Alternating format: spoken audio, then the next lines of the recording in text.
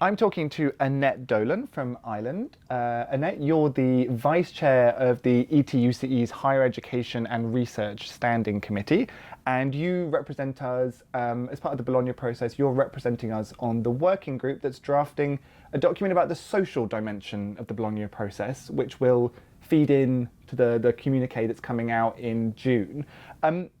Let's just start by having a bit of a chat. What does that mean, the social dimension of the Bologna process?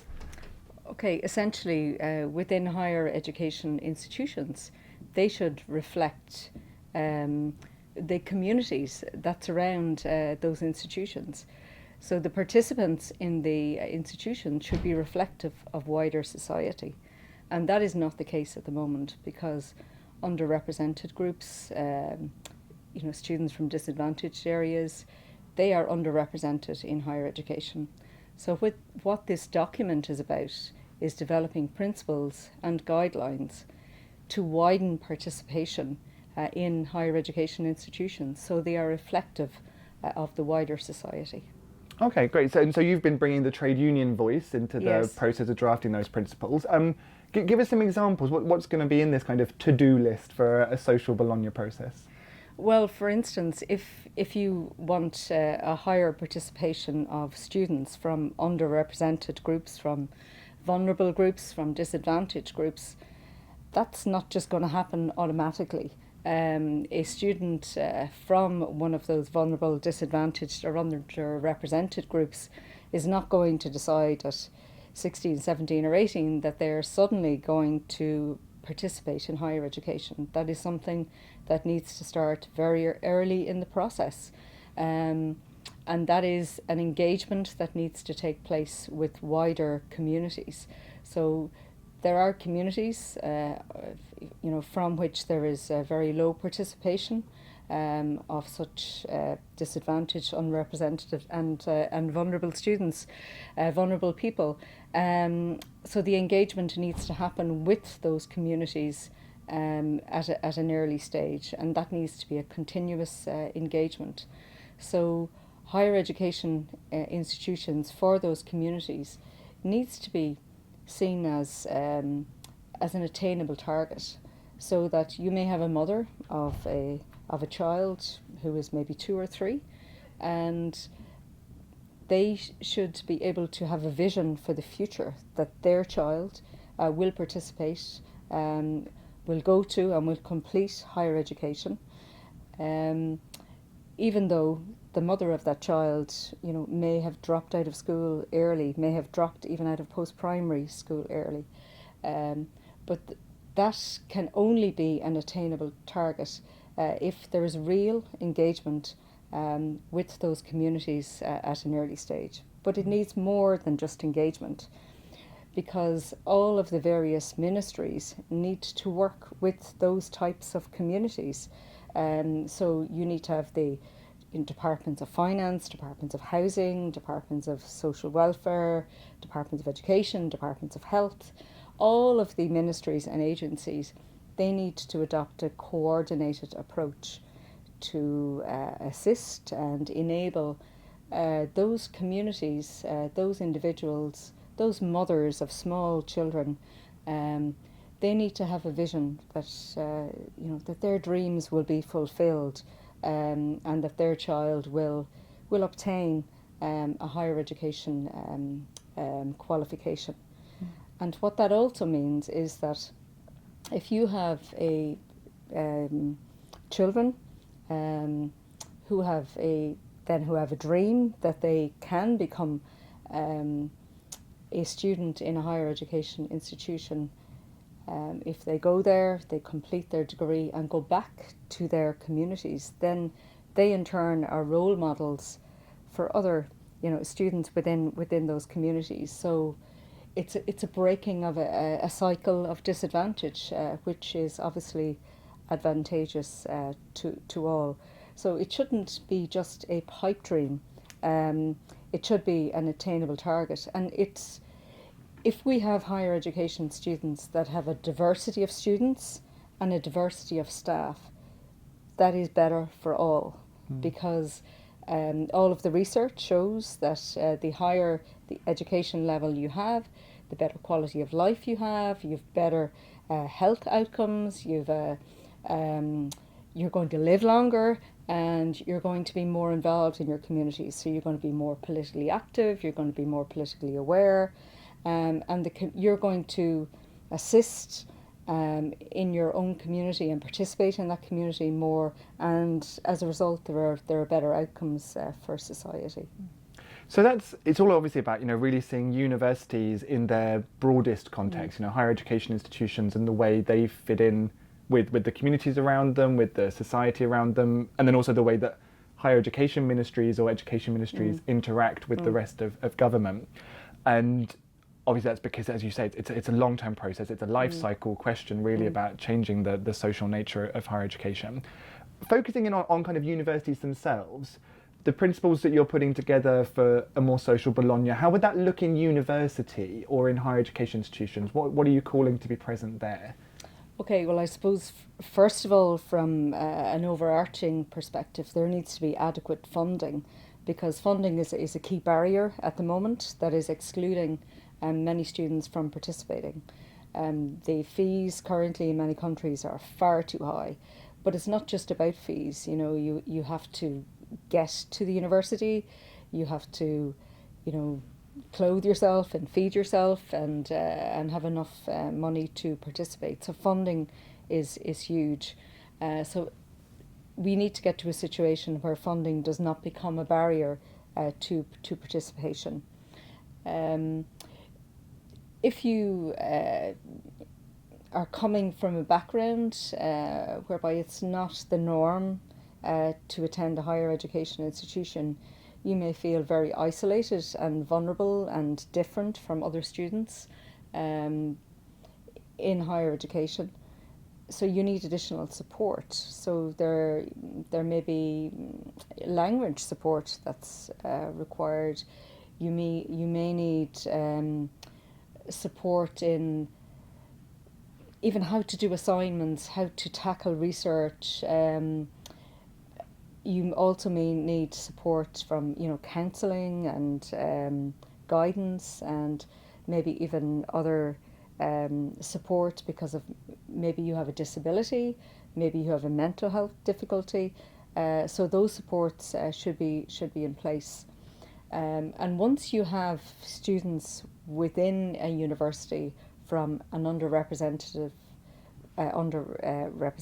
or disadvantaged background, you need to put in place measures to support those students to stay there, because there's not a lot of point in putting huge effort to attracting students from underrepresented or disadvantaged areas or from vulnerable groups into higher education if they're going to drop out very, very quickly. So they need supports in place to ensure that they stay there. So, for instance, there may be, difficulties that those students are having, and maybe a student ombudsperson could sort out those conflicts or difficulties, or maybe through dialogue with that student, may be able to put additional supports in place. So I think that's important. From your experience of working, with the other stakeholders in this working group, because obviously it's not just a trade union presence, you're bringing the trade union voice to that. Why do you think it's important that trade unions are there? We're representing the higher education workers. What are you bringing to that working group? Okay, the other participants in the group, we're all aiming for broader participation within higher education. So they are more. So higher education institutions are more reflective of the broader society. However, I am there with the trade union voice, which is, I suppose, putting clearly on the table that we all want to widen participation. But many of the staff that are currently in higher education institutions, they may have been trained at a different time, so they require not alone initial training, but also additional continuous professional development in how to engage with students that wouldn't normally have participated in higher education. But there also needs to be additional staffing with institutions. So if you're going to have a higher intake of students from backgrounds that normally wouldn't have participated, those students are not going to achieve if they are, and they're certainly not going to complete their programs if they're in huge lecture theatres with 100 or more students. So they need to be in smaller classes, they need additional supports, they need additional guidance, and that those supports need to be available to staff to enable them to assist those students. So you're talking about skills and training, but also, Yes. also the creation of new roles almost within Yes. within the Yes. university context. This document that will come out, so you have the communique, and it will point towards this kind of these principles on the social dimension. That's coming obviously from a very international level. How do you imagine it's going to be useful for our member trade unions at the national level in what they're going to be doing over the next few years? How will it be relevant to national trade unions? So what we are hoping will be in the communique, and we're just keeping our fingers crossed, that the principles and guidelines that we have set out in the document, that they will be a part of the communique, and that the communique will explicitly state that they are adopting the principles and guidelines as set out by our working group, because we think that the principles and guidelines that we have set out are not just useful at a national level, but also will be useful at an institution wide level, because they're very practical in terms of how you begin the conversation, how you begin the dialogue, to increase the participation. In other words, so that the social dimension becomes a reality in higher education institutions. So how do you know you're successful? Well, first of all, you're going to have to collect data. You will have to have targets. And then you need continuous monitoring. And we think there should be additional supports, particularly additional financial support to increase participation and for the social dimension in higher education. But that increased funding should be used as an incentive and not as a punishment. Because I think the more you incentivise, the more you encourage higher education institutions and staff to increase the social dimension in higher education, I think the more likely that is to happen. So it's better to use the carrot approach rather than the stick approach to social dimension, because it's going to be of benefit to all, because the more students you have from different backgrounds, that will in turn benefit communities which have a lower percentage of that population from higher education backgrounds, and it will in turn benefit society. It sounds like it's actually a really key part of this Bologna ministerial meeting, isn't it? It's a mixture of grand social visions about what's going to be good for society, good for universities, really practical steps that we can take, and then this constant, as you're saying, this constant need to remind governments it needs funding, it needs support, it needs skills, or it's not going to become a reality. If we broaden the picture a little bit now, so the social dimension is just one of the working groups that's preparing stuff for the Bologna Process ministerial meeting in June. Looking back at the kind of the communique as a whole, and speaking as Annette Dolan, what's your one big hope that you want to see in that communique? Well, I want to see social dimension. I want to see it up there at the top, because I just think it will make such a difference. It will make a huge difference. I mean, there will be lots of other aspects, I presume, including digitalisation.